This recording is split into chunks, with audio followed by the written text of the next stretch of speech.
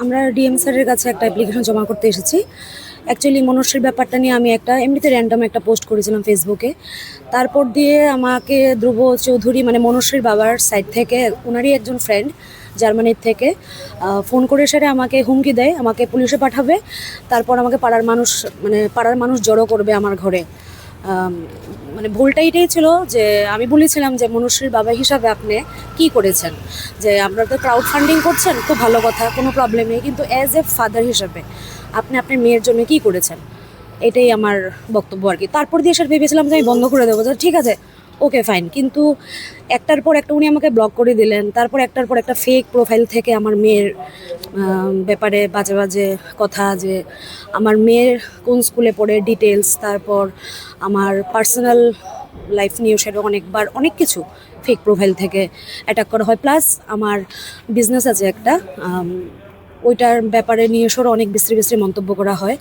আমাকে ফোন করা হয় যে আমার এটাকে ইউনিসেক্স স্যালুন নাকি, মানে এরকম ধরনের বিশ্রী বিশ্রী কথা বলা হয়।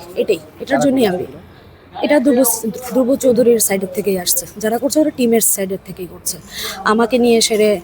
তারপরে দেশে আমার সাথে আরেকজন ছিল মমিতা সূত্রধর।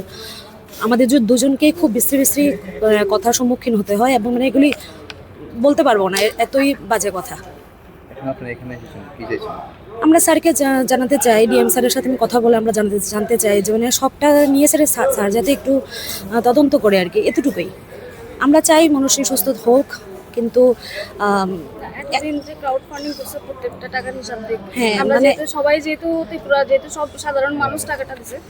এত যে মানে আমার কথা হচ্ছে এটাই যে ক্রাউড ফান্ডিংটা করা হয়েছে কার জন্য? মনুষ্যের জন্য।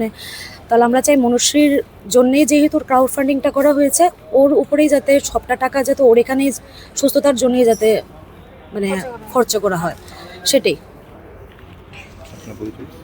আমার নাম সুস্মিতা নন্দী, আমি পেশায় বিজনেসম্যান।